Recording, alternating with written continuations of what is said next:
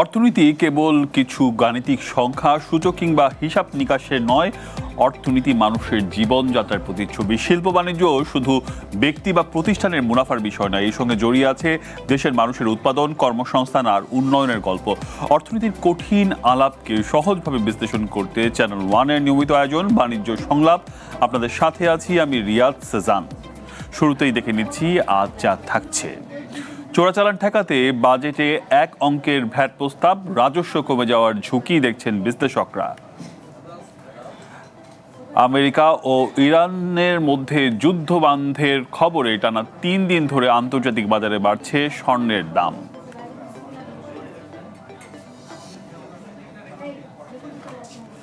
এক লাফে ভরিতে ৫,৪৮২ টাকা বেড়েছে স্বর্ণের দাম, আজ থেকেই কার্যকর। এছাড়া থাকছে ব্যবসা বাণিজ্যের অন্যান্য খবর। আজ আমাদের সাথে রয়েছেন বাংলাদেশ জুয়েলার্স সমিতির মুখপাত্র আনোয়ার হোসেন। আপনাকে স্বাগত জানাচ্ছি। আপনার কাছে ফিরব, তবে তার আগে একটা প্রতিবেদন দেখে আমরা আসি। স্বর্ণের বাজারে চোরাচালান ও অবৈধ লেনদেন কমাতে ভরিতে ভ্যাট কমানোর প্রস্তাব বাজেটে। কর কাঠামোকে সহজ করতেই এমন প্রস্তাবে হাঁটছে সরকার, তবে এতে রাজস্ব কমে যাওয়ার ঝুঁকি দেখছেন বিশ্লেষকরা। শখ কিংবা বিশেষ কোনো উপলক্ষ, স্বর্ণের অলংকারের কদর রয়েছে সব শ্রেণীর মানুষের কাছেই। তবে অলংকার কেনায় এতদিন ভ্যাট নিয়ে ছিল কিছু জটিলতা। প্রস্তাবিত বাজেটে সে জটিলতা দূর করার পাশাপাশি কর হারও কিছুটা কমিয়েছে সরকার। ৫% হারে ভ্যাট আরোপের পরিবর্তে প্রস্তাব করা হয়েছে ভরিতে ২৫০০ টাকা। অর্থাৎ স্বর্ণের দাম বাড়ুক বা কমুক, স্থির থাকবে ভ্যাটের অঙ্ক। আর উৎসে কর ৫% থেকে কমিয়ে প্রস্তাব করা হয়েছে ০.৫%। আগে ছিল 5%, তাতে আপনার প্রতি ভরিতে প্রায় ১০ থেকে ১২,০০০ টাকা ভ্যাট চলে আসতো। পাবলিকলি আসলে দোকানদারের কোনো তো এটা লাভ লসের ব্যাপার না, ব্যাপারটা তো আসলে কাস্টমারের। এখন ২.৫% করাতে কাস্টমার আমরা আশা করতেছি যে ভালো পাবো। বর্তমানে ১৮, ২১, ২২ ক্যারেট বা সনাতন পদ্ধতির স্বর্ণের দামে রয়েছে বিস্তর ফারাক। সবচেয়ে দামি ২৪ ক্যারেট স্বর্ণের ক্ষেত্রেও একই নিয়ম প্রযোজ্য হবে। এক অঙ্কের ভ্যাট আরোপের ফলে এ খাতে সরকারের রাজস্ব কমে যাওয়ার ঝুঁকি দেখছেন অর্থনীতিবিদরা। এই সনাতন পদ্ধতির স্বর্ণ এবং বিভিন্ন যে ক্যারেটের স্বর্ণ, এগুলোর ক্ষেত্রে যে ভ্যাট, সেটি ২৫০০ টাকা ধার্য করা হয়েছে। আমি মনে করি সেটা সামাজিক ন্যায় বিচারের যে কনসেপ্ট রয়েছে এই কর আরোপের ক্ষেত্রে সেটা পরিবর্তন। সুতরাং আমাদের বিভিন্ন যে আয় শ্রেণীর মানুষ, তাদের ভোগের উপরে ভিত্তি করে আসলে পণ্যের কর নির্ধারণ করতে হবে। তবে সরকারের দাবি, কর প্রশাসন সহজ করা, চোরাচালান কমিয়ে আনা, আনুষ্ঠানিক খাতে নিয়ে আসা এবং ব্যবসায়ীদের ভ্যাট দিতে উৎসাহী করতে সহায়ক হবে এই নীতি। ফলে বৈধ ব্যবসা বাড়লে বাড়বে রাজস্ব আয়। স্বর্ণ ও স্বর্ণালংকার সরবরাহে উৎস করের ৫% থেকে ০.৫% করা হয়েছে। আমরা আশা করছি যে ডার্ক মার্কেটে সোনার ব্যবসা চলে, সেখান থেকে আমরা বেরিয়ে আসতে পারবো। সংশ্লিষ্টরা বলছেন এই নীতিকে সরকার পরীক্ষামূলকভাবে দেখতে পারে, তবে নিবিড়ভাবে পর্যবেক্ষণ করার মাধ্যমে এর সুফল তুলে আনতে না পারলে এই খাতে রাজস্ব আয় তলানিতে পৌঁছানোর ঝুঁকি রয়েছে। শবনাজ স্মৃতি, ওয়ান নিউজ, ঢাকা। অর্থমন্ত্রী যে বিষয়টি বললেন যে ডার্ক মার্কেট থেকে যেন স্বর্ণ রিয়েল মার্কেটে আসে, সেই ব্যাপারটার জন্যই এই ধরনের ভ্যাট সুবিধা দিয়েছে। এটা কি বাস্তবায়ন হলে চোরাচালান কমবে কিনা? ধন্যবাদ চ্যানেল ওয়ানের দর্শকদের। অ্যাকচুয়ালি এটা তো অনেক দিন ধরেই আমরা বলে আসতেছি, তার কারণে এটাতে ভ্যাট হইতে আরম্ভ করে অন্যান্য বিষয়গুলি এইরকম একটা পদ্ধতি ছিল, এইরকম পলিসি মেকিং ছিল যে চোরাচালানি যারা করতো, চোরাচালানের সাথে যারা সম্পৃক্ত ছিল, তারা উৎসাহ বোধ করতো। তার কারণ যত প্রতিবন্ধকতা থাকবে তত চোরাচালানের পথটা আরও সেইখানে খুলে যাবে, তারা সেই পথটা বেছে নেবে। যার জন্য আমরা মাননীয় অর্থমন্ত্রী সাহেবকে অনেকভাবে বুঝিয়েছি, শুধু এখন না, আরও যখন প্রথমবার যখন তিনি ছিলেন বাণিজ্য মন্ত্রী, তখন এই বিষয়টা নিয়ে অনেক কথা বলেছেন। যার জন্য এইখানে আমাদের দেশের দেশ উপযোগী, সময় উপযোগী একটা পলিসি উনি যেটাকে বলছেন, এটা যদি হয় তাহলে সেটা একটা বড় পরিবর্তন অবশ্যই আসবে। এবং ভ্যাট দেওয়ার প্রবণতা যেটা আগে 5% ছিল, কেউ ভ্যাট দিতে চাইতেন না কোনো কাস্টমাররা, তার কারণ পার্শ্ববর্তী দেশে ছিল ভ্যাটের সংখ্যা ছিল কম। এই পরিমাণটা কম থাকার জন্য অনেকে বাইরে থেকে কিনে আনতেন, কাছাকাছি দেশ কলকাতাতে চলে যেতেন, অন্যান্য জায়গাতে চলে যেতেন। এখন যেহেতু 2,500 টাকা ভরিতে করা হয়েছে, তো যার জন্য এখন দেওয়ার মতো একটা সুযোগ তৈরি হয়েছে, কাস্টমাররা সহনীয় কিন্তু পর্যায়ে। স্বর্ণের দাম তো অনেক ওঠানামা করে, তাহলে স্বর্ণের দামের উপরে এর কোনো প্রভাব থাকবে না? না, স্বর্ণের দামের উপরে কোনো প্রভাব থাকবে না। যেইটুকু যে কিনেন 2,500 টাকা করে ভ্যাট দিতে হবে। তবে স্বর্ণের দাম ওঠানামা করলেও এই মিডল ইস্ট ক্রাইসিসের জন্য, বিশেষ করে ইরান এবং আমেরিকার যেই সাথে যুদ্ধ হচ্ছে, তার জন্য ক্রুড অয়েলের দাম অস্বাভাবিকভাবে বেড়ে গেছে।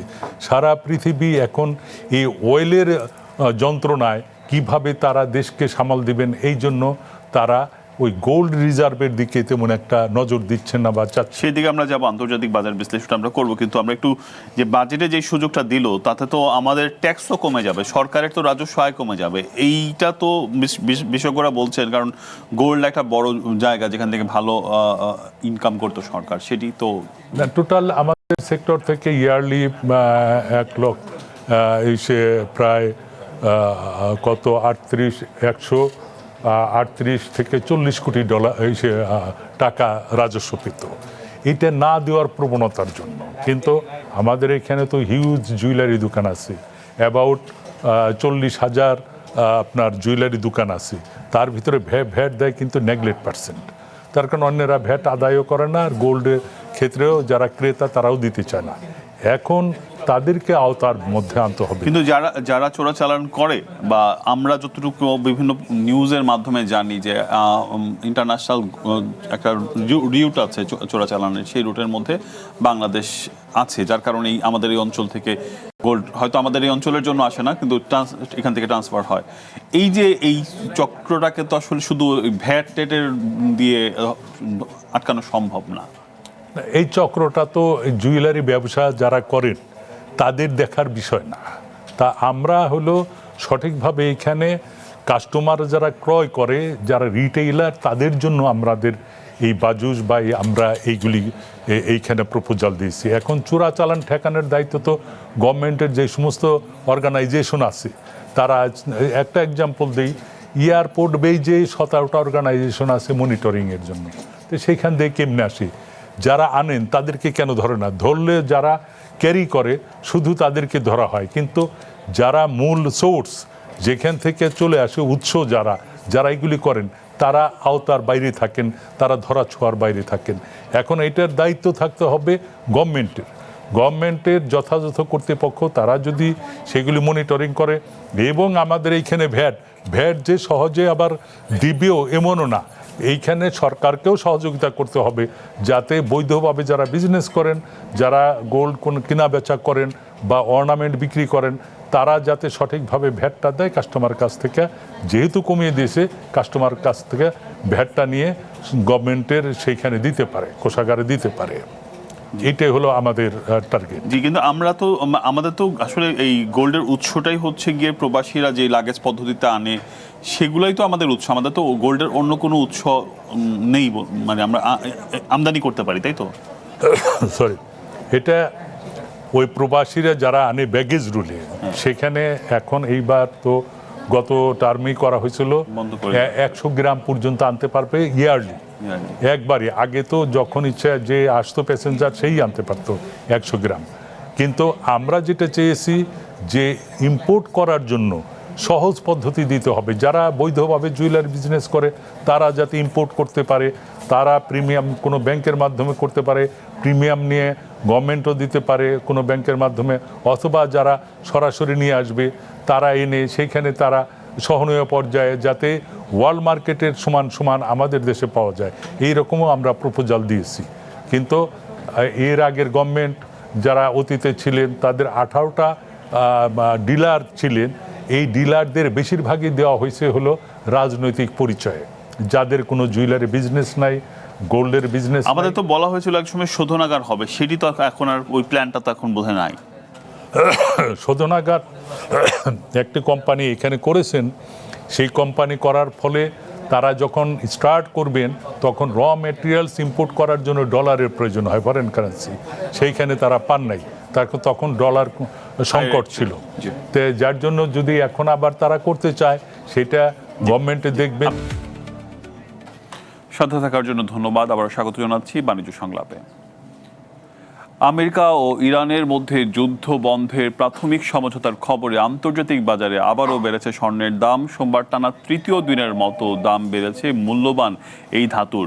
প্রতি আউন্স স্বর্ণের দাম প্রায় 2.5% বেড়ে দাঁড়িয়েছে 4,322.87 ডলারে, যা গেল এক সপ্তাহের মধ্যে সর্বোচ্চ। শুধু স্বর্ণ নয়, একই সময় আন্তর্জাতিক বাজারে দাম বেড়েছে রূপা, প্ল্যাটিনাম ও প্যালডিয়ামেরও। মধ্যপ্রাচ্যের যুদ্ধের উত্তেজনা কমতেই আন্তর্জাতিক বাজারে বাড়তে শুরু করেছে স্বর্ণের দাম। আমেরিকা ইরান শান্তি সমঝোতার খবরে বিশ্ববাজারে স্বর্ণের দাম এক ধাক্কায় বেড়েছে 2%-এরও বেশি। সোমবার আন্তর্জাতিক বাজারে প্রতি আউন্স স্বর্ণের দাম প্রায় 2.5% বেড়ে দাঁড়িয়েছে 4,322.87 ডলারে। গেল 9 জুনের পর এটি স্বর্ণের সর্বোচ্চ দাম। একই সঙ্গে আগস্ট মাসে সরবরাহযোগ্য স্বর্ণের ভবিষ্যৎ চুক্তির দামও প্রায় 2.5% বেড়ে হয়েছে 4,344.80 ডলার। বিশ্লেষকরা বলছেন, আমেরিকা ও ইরানের মধ্যে যুদ্ধ বন্ধের সম্ভাবনা তৈরি হওয়ায় মধ্যপ্রাচ্যের উত্তেজনা কিছুটা কমেছে। এতে আন্তর্জাতিক বাজারে জ্বালানি তেলের দাম 4%-এর বেশি কমেছে। একই সঙ্গে দুর্বল হয়েছে মার্কিন ডলার। ফলে অন্যান্য দেশের ক্রেতাদের জন্য স্বর্ণ কেনা তুলনামূলক সহজ হওয়ায় চাহিদা বেড়েছে এবং দামও ঊর্ধ্বমুখী। এদিকে স্বর্ণের পাশাপাশি অন্যান্য মূল্যবান ধাতুর দামও বেড়েছে। বিশ্ববাজারে প্রতি আউন্স রূপার দাম 3.6% বেড়ে 70.39 ডলারে দাঁড়িয়েছে। এছাড়া প্লাটিনামের দাম 3.3% বেড়ে 1,773.70 ডলার এবং প্যালাডিয়ামের দামও 3.3% বেড়ে 1,324.75 ডলারে পৌঁছেছে। তনিমা ইসলাম, ওয়ান নিউজ, ঢাকা। জি, আবারও আলোচনায় ফিরছে আছেন বাজুসের মুখপাত্র জনাব আনোয়ার হোসেন। জি, আমরা দেখছিলাম যে আন্তর্জাতিক বাজারে এক ধরনের স্বর্ণের দাম বাড়ছে, যেখানে আমরা বেশ কিছুদিন ধরে স্বর্ণের দাম কমতে দেখেছি। বিশেষ করে ইরান আর আমেরিকার মধ্যে কিছুটা সমঝোতা যুদ্ধ না হওয়ার সম্ভাবনাকে এই গোল্ডের দাম বাড়ানোর একটা কারণ হিসেবে দেখছেন সবাই। এটি কি মূল কারণ না আরও কারণ আছে? ধন্যবাদ। অ্যাকচুয়ালি গোল্ডের দাম তো হলো সারা পৃথিবীর নতুন নতুন ইকোনমির যারা খুব জায়েন্ট তৈরি হচ্ছে তারা গোল্ড রিজার্ভের দিকে চলে গেছে। তার কারণ আমেরিকা ডলারটা হলো সারা পৃথিবীর ইকোনমি নিয়ন্ত্রণ করে। এই কখন কার ডলার কি অবস্থা হয়ে যায় তাদের এই সমস্ত অনিশ্চয়তার জন্য বেশিরভাগ চায়না বলেন, রাশিয়া বলেন, ইন্ডিয়া বলেন, অন্যান্য দেশ, মিডল ইস্ট, এরা প্রচুর গোল্ড কিন্তু বড় বড় ব্যাংকগুলি রিজার্ভ করতো। কিন্তু এই মিডল ইস্ট ক্রাইসিসের জন্য, ইরান আমেরিকার যুদ্ধের জন্য তেলের দাম বেড়ে গেছিল অস্বাভাবিক। এইটাতে সারা পৃথিবীতে তেলের উপরে এখন ইকোনমি নির্ভর করে। তারা তেল কিনতেই হিমশিম খাচ্ছিল, কিভাবে কি দিয়ে কিনবে, ডলারই হবে না ইয়েন দেওয়া হবে না অন্য কোনো মুদ্রা হবে। এইটা অনিশ্চয়তার জন্য দেখা গেছে যে গোল্ডের রিজার্ভে, গোল্ডের প্রতি আগ্রহ যারা ছিল তাদেরও আগ্রহ কমে গেছিল, যার জন্য গোল্ডের দাম কমে গেছিল। সেই একবার প্রায় 1 বছর আগেই গোল্ডের দাম উঠে গেছিল 5,500 ডলারের উপরে। তো এখন সেটা আবার কমে আসছিল 4,000 ডলারের কাছাকাছি, 4,100, 4,000। কিন্তু আবার 2 দিন ধরে যদি ইরান এবং আমেরিকার একটা সমঝোতা হয়, এই যুদ্ধের ব্যাপারটা যদি নিশ্চিত হওয়া যায় যে যুদ্ধটা থেমে যাবে বা এটা হয়ে যাবে, তারা আর এই ব্যাপারটা অ্যাডভান্স হবে না, তাহলে মানুষজন ধীরে ধীরে আবার। আমরা যতটুকু জানি যে গোল্ড আসলে বিভিন্ন দেশ রাষ্ট্রীয় পর্যায়ে এটা সংগ্রহ করছিলেন, বিশেষ করে নতুন ডলারকে টপকেও অন্য মুদ্রার যারা করতে চায়, চায়না, ব্রাজিল বা এই ধরনের অর্থনীতির দেশগুলো, ব্রিক্সের যারা আছে, তারা গোল্ডের রিজার্ভ করছিল। এইটা একটা কারণ ছিল। এখন কি সেই প্রবণতা কমে গেছে? না, সেই প্রবণতা এখনো আসবে, কিন্তু এটা চায়না বা ব্রিক্সের যারা আছে, মূল তো হলো চায়না তো আছেই, রাশিয়া এবং ইন্ডিয়া। হ্যাঁ, এই রাশিয়া হলো আপনার যুদ্ধ নিয়ে ঝামেলা আছে, তাদেরও গোল্ড প্রডিউস হচ্ছে, মাইনিং হচ্ছে, কিন্তু স্পেশালি ইন্ডিয়া হলো পৃথিবীর সবচেয়ে বড় বেশি ব্যবহারকারীর দেশ হলো গোল্ড। ইন্ডিয়ান ডোমেস্টিক মার্কেটেই মানে মানুষের কাছে, জনগণের কাছেই তাদের 25,000 টনের উপরে গোল্ড রিজার্ভ আছে। এইখানে তারাও থেমে গেছে যে আমাদের এই যে গোল্ডগুলি কিনতে হয় ডলার দিয়ে, যার জন্য তারা ওইটা আর কেনার জন্য ভারতের প্রধানমন্ত্রী নিজেও নিরুৎসাহিত করছেন জনগণকে যে আপনারা গোল্ড কিনবেন না। এই রকম একটা, কিন্তু মানুষ যখন বুঝে, পাবলিক যখন বুঝে যে না আমার এখন টাকা আছে বা আমি এটা গোল্ড কিনতে পারবো, অর্নামেন্ট ফর্মে কিনি আর পিওর ফর্মে কিনি। আর এছাড়াও মিডল ইস্টেও একটা বড় ধাক্কা খেয়েছে, তারা তো অনেক জায়েন্ট ব্যবসায়ী আছে, অনেক সম্পদশালী আছে, তারা ওই সমস্ত ইউরোপ আমেরিকার ব্যাংকে রিজার্ভ না রেখে নিজস্ব রিজার্ভেও গোল্ড রেখে দেয়। এছাড়া আর একটা গোল্ডের হলো যে মডার্ন সায়েন্সে গোল্ডের ব্যবহার, এটা হলো গুড কন্ডাক্টর। ইলেকট্রনিক্স ডিভাইসগুলি এত স্মুথলি এটা চলে যে আপনি স্যাটেলাইট সায়েন্স বলেন, আপনার মিসাইল বলেন, ড্রোন বলেন, ইলেকট্রনিক্স বিভিন্ন ডিভাইস বলেন, এইগুলিতে পৃথিবীতে এখন অভাব নাই। আর এইগুলিতেও এই যে লক্ষ কোটি এইরকম প্রোডাকশনে গোল্ড ইউজ হচ্ছে, যদিও সেটা খুব নেগলেক্ট মাইক্রন বা ওইভাবে প্লেটিং হচ্ছে, কিন্তু ইউজ হচ্ছে। সেক্ষেত্রে আন্তর্জাতিক বাজারের অবজারভেশন কি, এটি কি আরও বাড়তে পারে? আজকে আমরা দেখলাম যে গত 3 দিনের মধ্যে ধারাবাহিকভাবে বাড়ছে, এইটা কোন দিকে যেতে পারে? এটা একসময় ওয়ার্ল্ড গোল্ড কাউন্সিল, এটা স্ট্যাটিস্টিক্সে দেখা যায়, ওরা অনুমান করেছিল এই যুদ্ধের আগে যে আমাদের বাংলাদেশি টাকায় প্রায় মানে $6,000 ছাড়িয়ে যাবে। সেই ক্ষেত্রে তো 3 লক্ষ টাকা ভরি হইতে পারতো, কারণ বাংলাদেশে কিন্তু হয়ে এসেছিল সর্বোচ্চ 2,86,000 টাকা, 86,000 টাকা, হ্যাঁ 14,000 টাকা কম ছিল 3 লক্ষ টাকা থেকে। এখন বাংলাদেশের কারেন্সি যেহেতু ডলারের সাথে সম্পৃক্ত, ডলারের এমনি হলো ভ্যালু বাড়ছে আগের থেকে, এটা বাড়ার সম্ভাবনাটাই খুব বেশি করে দেখছেন। তারপরও মানে কেউ সঠিকভাবে বলতে পারবেন না ইকোনমি কোন দিকে যায়, কি অবস্থায় যায়। এটা যদি চায়না, ইন্ডিয়া বা ব্রিক্সের এরা, অন্যান্য দেশ, ইরান, এরা যদি আবার সেই রকমভাবে একটা মানে রোল প্লে করে, তাহলে দেখা যাবে। আমরা দেখতে পাচ্ছি যে একই সাথে দেশের বাজারও স্বর্ণের দাম বাড়ছে, এবং সেই পরিস্থিতি একটু জানবো। একটা বিরতি নিয়ে আপনার কাছে আবার ফিরছি। আরো একবার স্বাগত জানাচ্ছি বাণিজ্য সংলাপের সঙ্গে আছি আমি ইলিয়াস হাসান। দেশের বাজারে আবারও বেড়েছে স্বর্ণের দাম, এক লাফে ভরিতে 5,482 টাকা বাড়িয়ে 22 ক্যারেট 1 ভরি স্বর্ণের দাম নির্ধারণ করা হয়েছে 2,30,422 টাকা। স্থানীয় বাজারে পিওর গোল্ড দাম বাড়ায় নতুন এই মূল্য নির্ধারণ করা হয়েছে বলে জানিয়েছেন বাংলাদেশ জুয়েলার্স অ্যাসোসিয়েশন বাজুস। সোমবার সকাল থেকেই কার্যকর হয়েছে নতুন এ দাম। এছাড়া 21 ক্যারেটের প্রতি ভরি 2,19,983 টাকা, 18 ক্যারেটের প্রতি ভরি 1,88,549 টাকা এবং সনাতন পদ্ধতির প্রতি ভরি স্বর্ণের দাম 1,53,557 টাকা নির্ধারণ করা হয়েছে। এ নিয়ে চলতি বছর এখন পর্যন্ত দেশের বাজারে 75 বার দাম সমন্বয় করা হয়েছে। স্বর্ণের দাম বাড়ানোর সঙ্গে দেশের বাজারে বাড়ানো হয়েছে রূপার দামও। ভরিতে 233 টাকা বাড়িয়ে 22 ক্যারেটের 1 ভরি রূপার দাম নির্ধারণ করা হয়েছে 5,365 টাকা।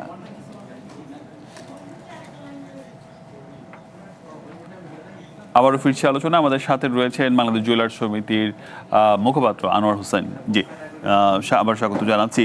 আমরা আন্তর্জাতিক বাজারটা বিশ্লেষণ করলাম, আমরা দেখছি দেশের বাজারে এক লাফে প্রায় 5,500 টাকা বেড়েছে এবং এটি আরও বাড়বে, কারণ আপনি বলছিলেন যে আমরা প্রায় 2,85,000 টাকা পর্যন্ত, 86,000 টাকা পর্যন্ত আমরা গিয়েছি। সেই ক্ষেত্রে কিছুটা কমলেও এখন আবার বাড়তির দিকে আছে, কি অবস্থায় যেতে পারে? ধন্যবাদ। এটা তো আসলে আমাদের করণীয় কিছু নাই, গোল্ড আমাদের প্রোডাক্টও না।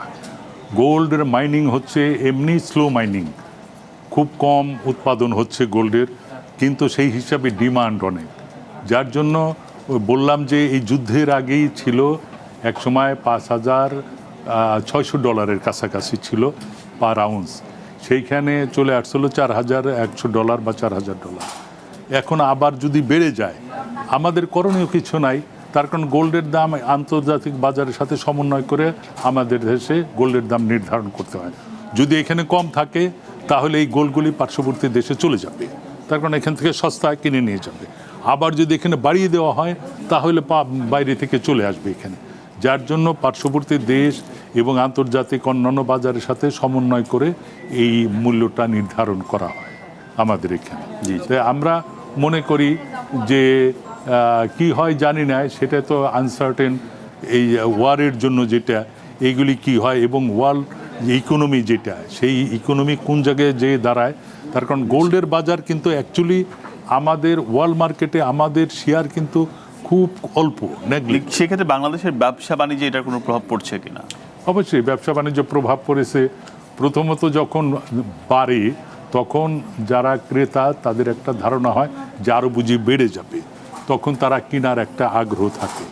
আবার যদি কমে যায় তখন অপেক্ষা করে যে আরও কমতে পারে, আরও কমতে পারে। এইরকম আমাদের এইটা গত প্রায় 3-4 মাস ধরে প্রচণ্ড একটা প্রভাব ফেলেছে এই গোল্ডের দাম কমাতে। সবাই অপেক্ষা করতেছে যে ঠিক আছে, আমার যেটা প্রয়োজন সেই প্রয়োজনটাও একটু থেমে থেমে তারপরে তারা। আমরা মনে করি সরকার যে উদ্যোগটা নিয়েছে সেটি আপনাদের জন্য ইতিবাচক হবে, বিশেষ করে ভ্যাটের এক অঙ্ক করার ক্ষেত্রে সব ধরনের মানুষের এইটা একটা নির্দিষ্ট সংখ্যা জানা থাকলো এবং একই সাথে এই ভ্যাট দেওয়ার প্রবণতাও বাড়বে, সরকারের রাজস্ব বাড়বে।